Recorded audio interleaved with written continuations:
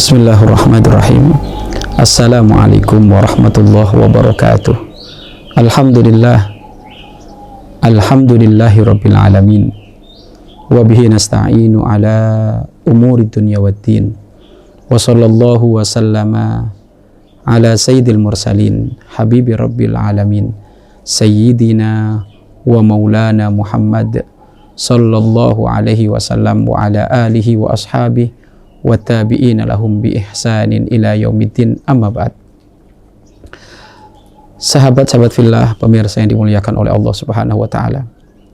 Alhamdulillah, senantiasa kita bersyukur kepada Allah Subhanahu wa taala. Hingga detik ini Allah masih memanjakan kita dengan nikmat-nikmatnya yang sangat besar, terutama nikmat yang sangat agung, keimanan dan rasa semangat menambah kualitas ibadah kita kepada Allah Subhanahu wa taala. Mudah-mudahan kita menjadi hamba-hamba yang diampuni oleh Allah Subhanahu wa taala. Kita menjadi hamba-hamba yang dicintai oleh Allah Subhanahu wa taala. Pemirsa yang dimuliakan oleh Allah Subhanahu wa taala, di dalam kehidupan kita ada orang-orang yang berarti, seperti halnya orang tua kita, guru kita, mertua kita. Ini termasuk adalah orang-orang yang sangat berpengaruh di dalam kehidupan kita.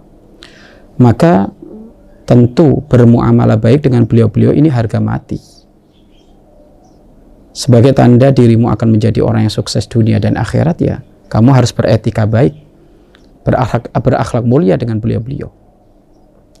Karena beliau-beliau termasuk adalah orang yang senantiasa mengkorbankan waktunya, tenaganya, bahkan jiwa dan raganya, hartanya untuk kepentingan kita.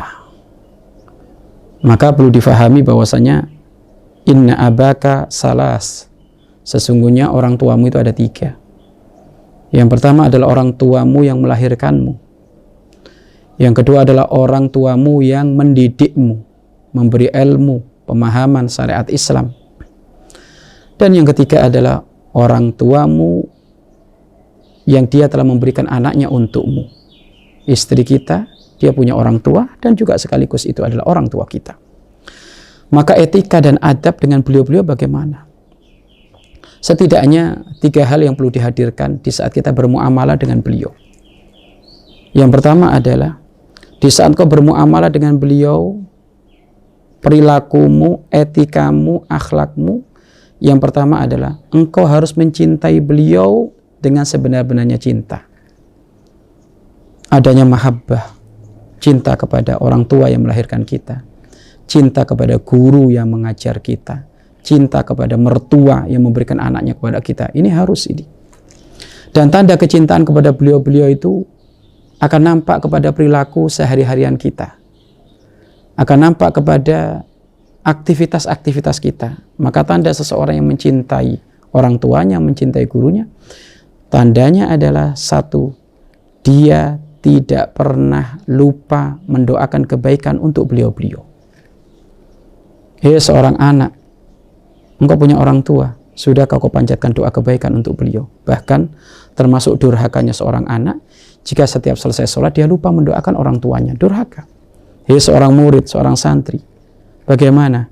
Sudahkah gurumu kau panjatkan setiap selesai sholat? Atau jangan-jangan lupa, santri durhaka, murid durhaka seperti itu. Imam Ahmad bin Hanbal, beliau merasa dirinya adalah seorang santri yang memiliki guru Imam Syafi'i. Imam Ahmad beliau pernah berkata, wallah demi Allah, setiap selesai sholat 2 rakaat, aku tidak pernah lupa untuk tidak mendoakan Imam Syafi'i. Senantiasa aku doakan Imam Syafi'i. Imam Ahmad bin Hanbal. Maka ilmunya Imam Ahmad semakin berkembang, ucapannya semakin didengar oleh orang, fatwa-fatwanya dianggap. Kenapa? Karena beliau punya hubungan spesial dengan gurunya. Lah kita bagaimana kita? Kecintaanmu, buktinya adalah doamu setiap saat untuk gurumu. Kemudian, hei seorang menantu, kamu adalah orang yang dikasih sebuah anugerah, dititipi anaknya orang. Dan kalau bukan husnudonnya mertua, bagaimana dia merawat mulai dari kecil sampai gede, tiba-tiba nggak kenal dirimu, tiba-tiba engkau meminta, ia mengkorbankan kasih sayang orang tua untuk diberikan kepadamu anaknya, maka ini adalah hal yang utama. Lalu bagaimana? Sudahkah kau doakan mertuamu? Termasuk keunikan di atas keunikan kalau ternyata ada seorang menantu berkata, aku itu dengan mertua nggak pernah cocok. Lu ajib. Bagaimana dengan mertua nggak pernah cocok? Kalau mertuamu pasti cocok dengan kamu. Buktinya apa? Wong anaknya dikasih kok. Maka harus ada adab.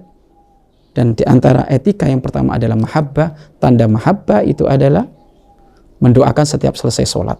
Kemudian tanda mahabbah yang kedua adalah engkau berbaik prasangka dengan beliau-beliau. Beliau bukan malaikat.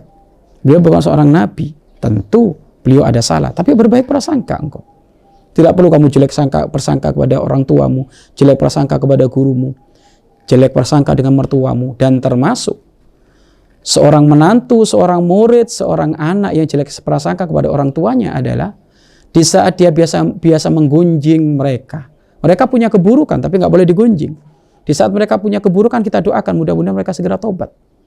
Maka tanda dirimu cinta kepada beliau-beliau selaku orang tuamu itu, maka hendaknya kamu mau baik prasangka dan jangan ngomongi kejelekan mereka tapi sebut kebaikan mereka. Ini tanda dirimu punya etika kepada beliau-beliau. Itu satu. Yang kedua, etika yang kedua adalah dengan beliau-beliau. Hendaknya kamu punya adab dengan beliau. Tutur katamu dijaga. Tidak boleh pendapatmu mendahului beliau-beliau. Ya. Dalam hal apapun biasa musyawarah dengan beliau-beliau. Kalau di dalam Al-Quran disebutkan fala taqul lahum uffin, jangan kau berkata uff. Uff itu adalah perkataan yang paling ringan di dalam durhaka kepada orang tua. Nggak boleh. Tidak boleh hal seperti itu. Itu adalah pelanggaran. Maka ayo kamu punya adab. Kepada orang tua punya adab, kepada guru punya adab, kepada mertua punya adab. Adab itu berdasarkan hatimu yang sambung kepada beliau-beliau.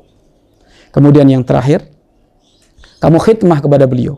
Hartamu, jasadmu, capekmu difokuskan kepada beliau-beliau. Fokuskan kepada orang tuamu, kepada gurumu, mertuamu. Maka kapan kau berkhidmah dengan beliau-beliau, maka ini adalah pintu keberkahan bagi dirimu.